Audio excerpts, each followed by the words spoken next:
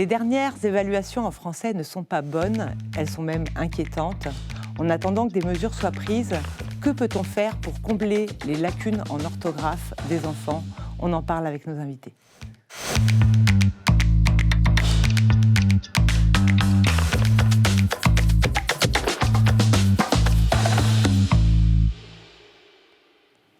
Sandrine Campez, vous êtes auteure de livres sur l'orthographe et notamment de 99 dessins pour ne plus faire de fautes. Bonjour. Mélanie Viennot, vous êtes présidente du Projet Voltaire, un certificat d'orthographe bien connu. Bonjour. Noémie Coquet, responsable éditoriale scolaire pour le primaire chez Belin Éducation. Bonjour. Bonjour. Et Emma Ferrand, journaliste au Figaro étudiant. Bonjour Emma. Bonjour Sophie. Alors, dites-nous la vérité Emma, quel est le niveau en orthographe des jeunes Français aujourd'hui? Eh bien, le niveau en orthographe des jeunes est en chute libre. Le nombre moyen d'erreurs sur une même dictée a presque doublé en 34 ans, passant de 10 fautes à 19 en moyenne. C'est dire. Et cela, ce n'est pas anodin, d'abord parce que le nombre d'heures dédiées au français à l'école a chuté. Selon France Info, un élève de 2015 à la fin du CM2 a reçu 432 heures de moins qu'un élève du même âge en 1968. Alors pourquoi avoir revu à la baisse le nombre d'heures de français? Eh bien parce que l'Éducation nationale a souhaité diversifier les matières enseignées, en privilégiant notamment l'informatique ou les arts plastiques par exemple. Et puis aussi, les cours de français ont bien changé ces dernières années. On a abandonné le par cœur dans les années 60-70, ce qui a conduit les élèves à ne pas apprendre certaines règles d'orthographe. Je pense notamment aux mots qui finissaient par « ou » avec le X, chou, pou, caillou, etc. Sans oublier les différentes réformes de l'orthographe qui ont aussi simplifié le niveau des élèves. Depuis 1990, par exemple, il est convenu d'écrire « événement » avec un accent grave sur le deuxième « e », ou bien de ne plus utiliser d'accent circonflexe sur le i et le u. Et puis il y a la réforme de 2016, elle, qui permet d'écrire oignon sans le i ou nénuphar avec un f au lieu de ph. Sans oublier l'arrivée massive des écrans, évidemment, notamment des smartphones et des tablettes, qui a fait chuter le taux de concentration des élèves. Et puis les abréviations et les correcteurs automatiques n'ont rien fait non plus pour améliorer le niveau des élèves, évidemment.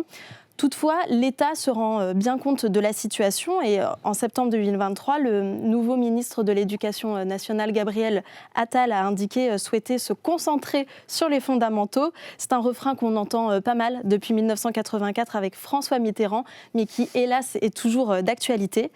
Pour ce faire, donc, Gabriel Attal a indiqué supprimer les textes à trous dans le primaire et au collège et aussi instaurer un test de rédaction à l'entrée en 6e. Et en réponse à une tribune d'artistes et d'intellectuels qui est parue dans Le Monde, le ministre a aussi indiqué entendre mettre en place l'écriture d'un texte libre par semaine pour les élèves dès le CM2. Noémie Coquet, vous faites les manuels scolaires chez Belin Éducation. Est-ce que vous êtes d'accord avec ce constat? Et pour vous, quelles sont les raisons des lacunes des enfants en orthographe? Effectivement, il y a beaucoup de matières différentes enseignées à l'école, ce qui peut parfois pousser les enseignants à avoir un peu de mal à boucler leur programme. Et effectivement, il y a beaucoup de temps passé sur les écrans, dans les divertissements des élèves. Donc un peu moins de temps consacré à la lecture, un peu moins d'échanges qui leur permettraient de travailler leur vocabulaire. Et c'est peut-être ça qui explique la baisse du niveau. Mais la baisse du niveau orthographe, elle est pas nouvelle. Déjà, quand j'étais petite, il n'y avait pas de téléphone portable ni d'ordinateur. Et pourtant, déjà, on voyait que le niveau avait vraiment chuté. Emma parlait de l'époque de Mitterrand. On n'a pas attendu l'arrivée des téléphones pour voir que le niveau chute, en fait. Après, on a aussi toujours dit que c'était mieux avant. Et depuis toujours, on dit que le niveau chute, effectivement. Là, je pense que la langue française est une langue qui est difficile à apprendre et qu'effectivement, il faut une certaine concentration, particulièrement sur cette matière-là. Et le retour aux fondamentaux, justement, qui est préconisé par les programmes et par le ministre, est une bonne chose pour avancer. Qu'est-ce que vous faites, vous, au niveau des programmes scolaires, au niveau des manuels, pour aider justement les enfants à améliorer leur orthographe? Qu'est-ce qui est proposé aujourd'hui? Alors nous, on travaille vraiment pour outiller les enseignants, puisqu'on ne peut pas se passer des enseignants, c'est eux qui font tout. Oui. Donc l'idée, c'est vraiment de leur créer des outils qui sont de plus en plus adaptés aux enfants d'aujourd'hui, parce que la société change, on est sur quelque chose qui est beaucoup plus rapide, rapide, une concentration différente, un temps d'attente qui est beaucoup moindre. Donc on essaye vraiment de travailler avec des enseignants de terrain, avec des inspecteurs, avec des formateurs, pour justement créer pour les enseignants des outils les plus adaptés possibles donc à ces enfants qui changent et qui bougent, et leur permettre de se concentrer. Est-ce que vous allez supprimer les textes à trous qui sont responsables de problèmes d'enfants qui ne savent plus écrire ? Alors effectivement, si c'est une préconisation du ministère, évidemment on le va faire parce qu'on suit les programmes du ministère de l'Éducation nationale. Mais surtout pour nous, ce qui est important, c'est de vraiment encourager les enseignants à faire lire les élèves, donc qu'ils aient des livres et à les faire écrire. Parce qu'un texte à trous, ça peut être utile quand on est sur un temps un peu limité et que vraiment on veut faire retenir quelques notions importantes aux élèves.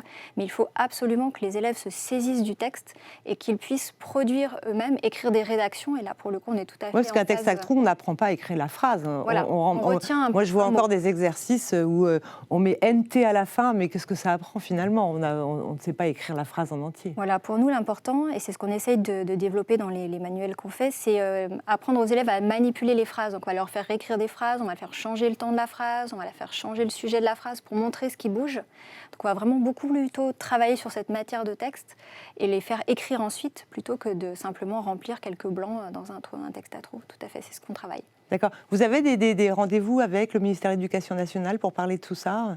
Alors, ce n'est pas exactement comme ça que ça se passe. En général, le ministère de l'Éducation nationale édite des programmes scolaires qui sont à la disposition des éditeurs.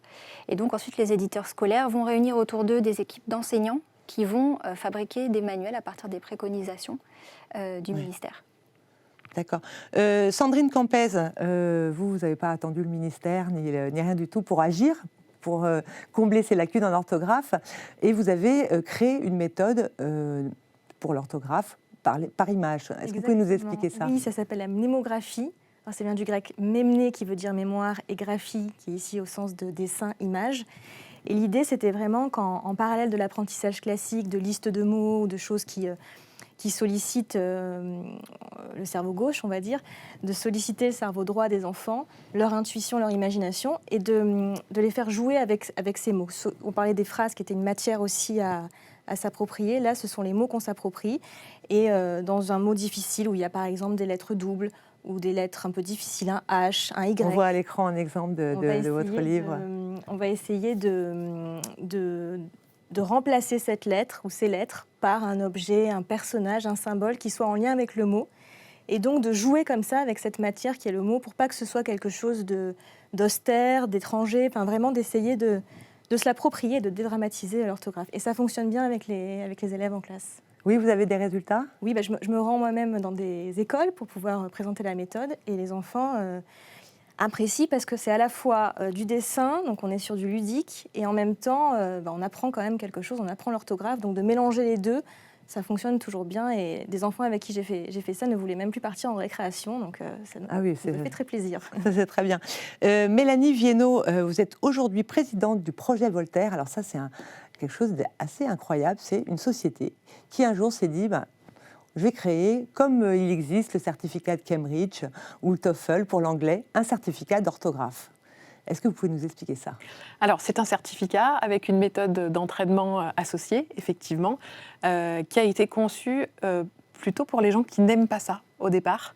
Les mots de ludique viennent d'être prononcés par Sandrine, et ça fait partie des choses qui sont pour nous très importantes. C'est-à-dire que jouer avec sa propre langue, parce que le français, c'est pas tout à fait une matière comme les autres, c'est notre langue maternelle, c'est la langue qui nous permet de penser, donc être structuré dans l'orthographe, être structuré dans la langue, c'est être structuré dans sa pensée aussi. Et donc, l'idée, c'est vraiment de pouvoir réconcilier des gens qui sont jeunes ou moins jeunes, qui sont un peu fâchés avec l'orthographe au départ. Oui, parce que c'est comme un petit jeu vidéo, finalement. On peut le mettre sur son téléphone, on peut y jouer. Moi, j'y joue parfois dans le métro. Donc, on regarde des étoiles. On met des étoiles, on répond, on progresse, on passe un peu des plateaux, un peu comme dans un jeu vidéo, finalement. Exactement. Et dédramatiser, ça fait aussi partie des enjeux pour nous, que ce soit à l'école ou plus tard. L'idée, c'est de se dire, en fait, c'est une matière, il y a plusieurs méthodes, il y a plusieurs manières de l'apprendre, à chacun de trouver aussi sa propre méthode qui lui convient, mais c'est pas forcément douloureux. D'ailleurs, il y a plein de cas dans lesquels c'est pas du tout douloureux, et ça, c'est un message qui est important de faire passer, parce que quand on dit orthographe, souvent tout le monde est un peu... voilà. Donc non, c'est pas douloureux, ça peut être ludique, et on peut progresser, quel que soit son niveau de départ, et quel que soit son âge. Emma, le problème de l'orthographe n'est pas propre à la France, on va le voir, et il y a aussi un problème d'orthographe aux États-Unis, et ils ont inventé un jeu assez incroyable. Est-ce que vous pouvez nous en parler ? Absolument, ça s'appelle le Spelling Bee. Aux États-Unis, c'est un concours qui fait un carton depuis bientôt 100 ans, et son concept peut un petit peu vous faire penser à un célèbre jeu télévisé qu'on a, nous, en France, qui s'appelle Motus. L'objectif du concours Spelling Bee, donc, c'est de savoir épeler correctement un mot.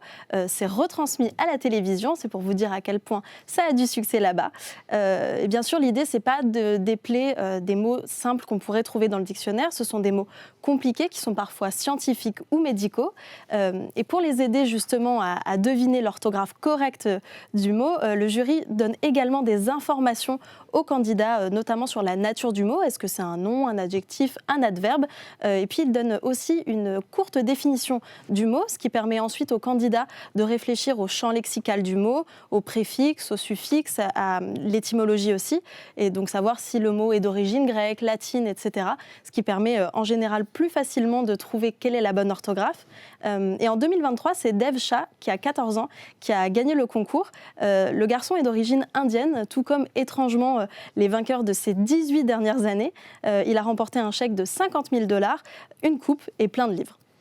Est-ce que en France, ça existe, en fait, ce type de concours ? Alors, en France, le concours a tenté d'exister aussi, notamment à la télévision. Sur France 3, il y avait un concours qui était organisé de 2009 à 2011. Ça s'appelait « Épelle-moi un mouton », en référence à l'œuvre du Petit Prince d'Antoine de Saint-Exupéry. Mais le programme n'a pas vraiment trouvé son public. Et puis aussi, depuis 2019, il y a la Fondation Voltaire qui organise les Dicodores, qui est un concours qui s'adresse aux élèves de la 6e à la seconde. Là aussi, l'objectif, c'est de savoir épeler un mot correctement, mais aussi d'en donner une définition approximative. Et à noter que le concours n'est pas ouvert qu'aux élèves français, mais bien aux élèves francophones, ce qui a permis en 2022 d'avoir 15 000 élèves inscrits au concours de 18 pays différents. Mélanie Viennot, vous avez créé justement un concours qui s'inspire de Spelling Bee ? Alors, tout à fait, effectivement, donc c'est les mots en or.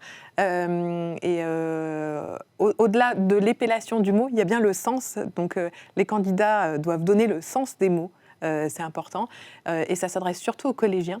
On n'est pas forcément sur des termes techniques, contrairement à ce qui peut se passer dans d'autres pays, mais plutôt sur du vocabulaire courant qui pourrait être utilisé par des élèves en fonction de leur niveau. Le vocabulaire des 6e n'est pas le même que celui des 3e.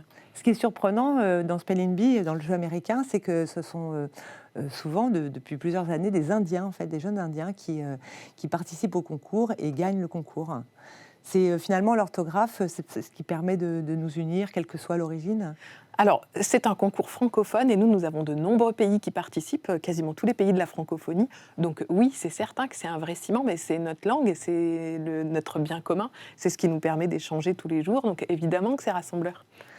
Noémie Coquet, est-ce que vous êtes développée, vous aussi, autour de jeux, même sur le numérique, sur Internet ? Comment vous voyez ça ? Comment vous pensez vous développer aujourd'hui ? Aujourd'hui, on a commencé à développer une plateforme pour le ministère de l'Éducation nationale qui s'appelle Domino. C'est une plateforme numérique qui justement permet aux élèves de s'entraîner beaucoup.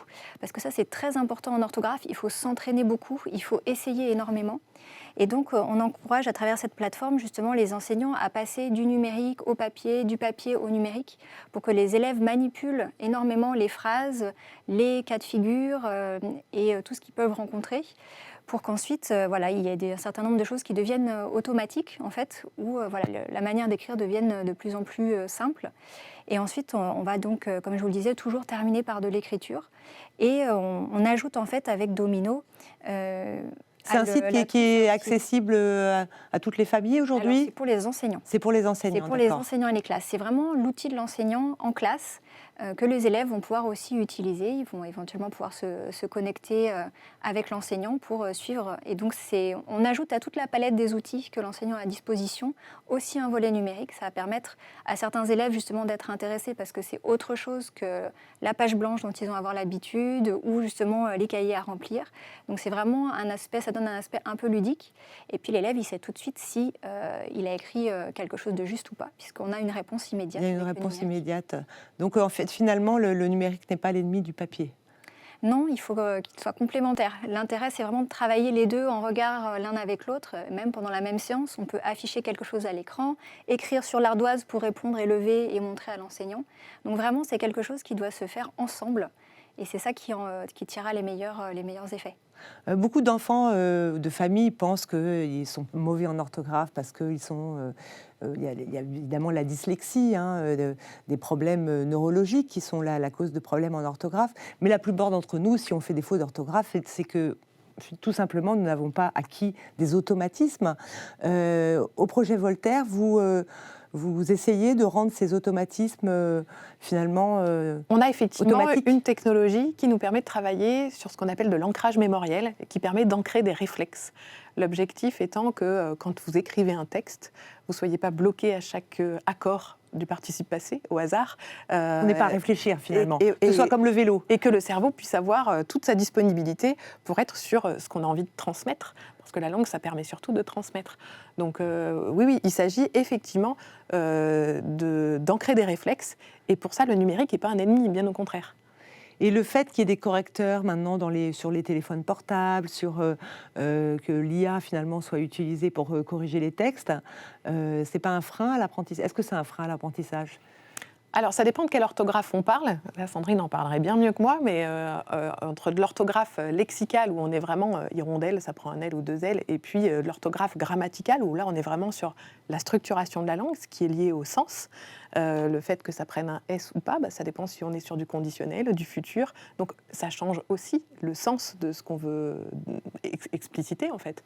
Donc, c'est le correcteur d'orthographe. D'une part, ne pourra jamais savoir ce que vous avez en tête, et d'autre part, si à chaque fois qu'on rédige un texte, on se pose la question, et ça ralentit finalement. Exactement, et ça coupe un petit peu le cerveau dans le fil de sa pensée. Enfin, on sait tous qu'à un moment donné, on va d'abord écrire ses idées, parce que c'est quand même bien principal. Sandrine, l'orthographe, c'est pas anodin, c'est aussi, il y a aussi un problème de confiance en soi, ça peut être un complexe, le fait d'avoir une mauvaise orthographe, c'est vrai que c'est quelque chose de très enfoui, le fait de ne pas savoir écrire, et certaines personnes n'osent pas même écrire en se disant je vais faire des fautes. Je vais juste rebondir sur ce qu'on vient de dire par rapport à l'intelligence artificielle. Vous vous souvenez, et on parlait du mot ludique justement, il me semble que dans un sujet de bac, il n'y a pas très longtemps, il y a eu le mot ludique qui a été utilisé, qui n'a pas été compris par les élèves. Alors là, l'intelligence artificielle ne peut pas trop nous aider. Et c'est intéressant de se dire qu'il y a une question d'appauvrissement du vocabulaire également, pas que de l'orthographe, parce que si on ne sait pas ce que veut dire ludique, on ne peut pas répondre au sujet. Voilà, c'était juste pour... Oui, il y a l'orthographe, mais aussi la compréhension du texte, tout simplement. Oui, et du sens des mots. Et du sens. Mais je disais, oui, l'orthographe, c'est aussi quelque chose de très profond. Certaines personnes en souffrent d'être mauvais en orthographe.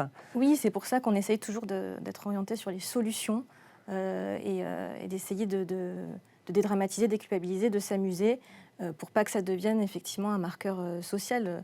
Aujourd'hui, il y a plein d'associations, on peut avoir accès à des livres. C'est-à-dire un marqueur social?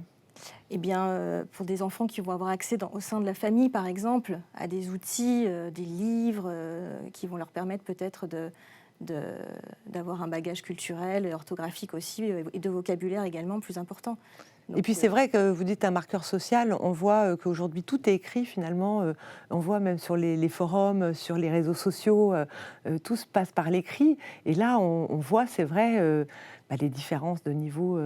Je suis beaucoup sur les forums de Facebook pour voir des parents, etc. Et on voit très bien certaines personnes qui écrivent, même avec les correcteurs orthographiques, où il y a une faute par mot, en fait, c'est terrible.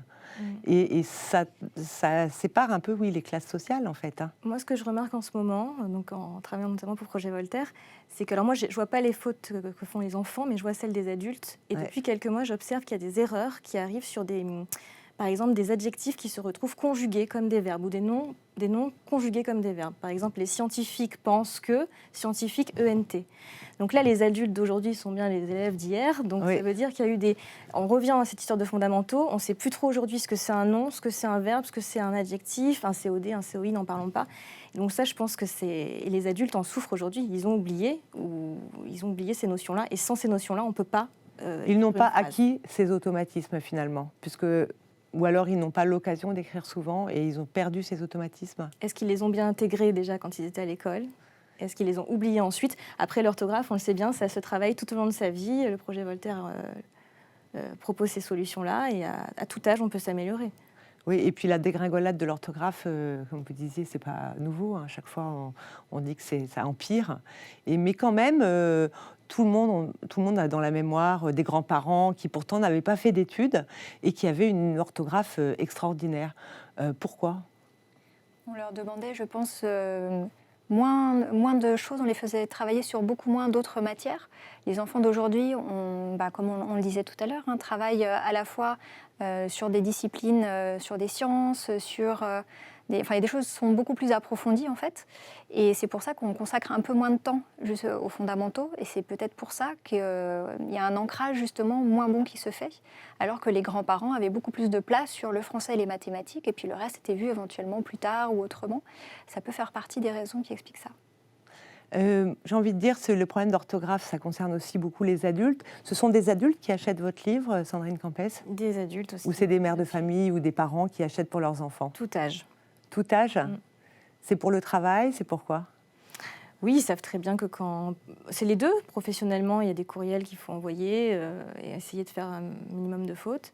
Alors après, sur les erreurs d'orthographe, il y a des erreurs effectivement qui sont liées à des lacunes. Et puis il y a des erreurs qu'on peut tous faire parce qu'on n'est pas concentré. Vous parliez tout à l'heure de l'attention. C'est vrai que ça demande une concentration et une attention, l'écriture. Donc parfois, c'est pas qu'on maîtrise pas la règle, c'est qu'on n'est pas concentré à ce moment-là. Donc il faut se relire, faire une petite pause de 2 minutes, hop, se remettre sur son courriel, le relire, l'envoyer, le faire relire parfois, comme ça au moins il y a une personne qui est là pour nous aider aussi, si besoin. On a le droit de demander de l'aide également à quelqu'un qui peut-être connaît un peu mieux que nous et qui va nous transmettre aussi des choses. Mélanie Viennot, il y a quelque chose qui m'a vraiment frappée, c'est que le projet Voltaire, il est vraiment aujourd'hui dans les écoles, dans l'enseignement supérieur, dans les IUT, les écoles d'ingénieurs, même les écoles de journalisme.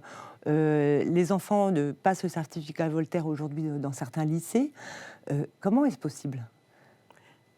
Alors, on est aussi présent dans les entreprises. Les entreprises. C'est aussi une question d'adultes, effectivement. Alors, comment c'est possible ? En fait, le certificat Voltaire va marquer un niveau, être une évaluation d'un niveau en orthographe, et on ne va pas demander à tout le monde d'être expert en orthographe. Effectivement, c'est une langue un petit peu complexe, et il y a certaines règles qui le sont particulièrement, et on n'a pas forcément tous besoin d'avoir le même niveau en fonction du métier qu'on exerce, mais être expert en orthographe, on en a une ici.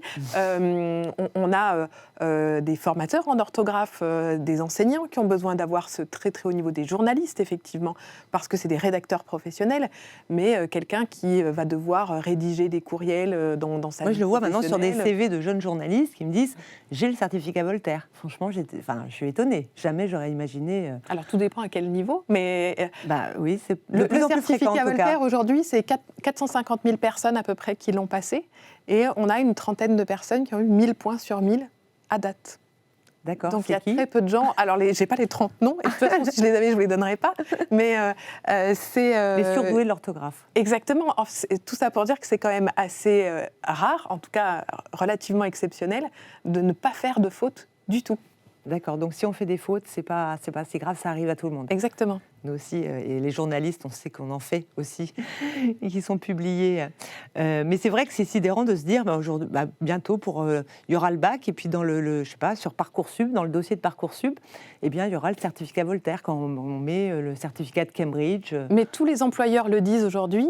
Pôle emploi, France Travail maintenant, a sorti une étude sur le sujet. Nous, on avait fait une enquête avec l'institut de sondage Ipsos, et en fait, tous les recruteurs aujourd'hui, tous les employeurs disent que le niveau rédactionnel et donc, le niveau de français, donc à l'écrit comme à l'oral, est un critère très très important dans le recrutement, mais aussi dans l'évolution professionnelle des gens. Et beaucoup plus que l'anglais. La plupart des postes en France sont exercés en français et pas en anglais. Donc, il y a un moment donné, le marqueur, c'était devenu un certificat en anglais, un certificat de niveau en anglais, enfin, surtout pour les étudiants.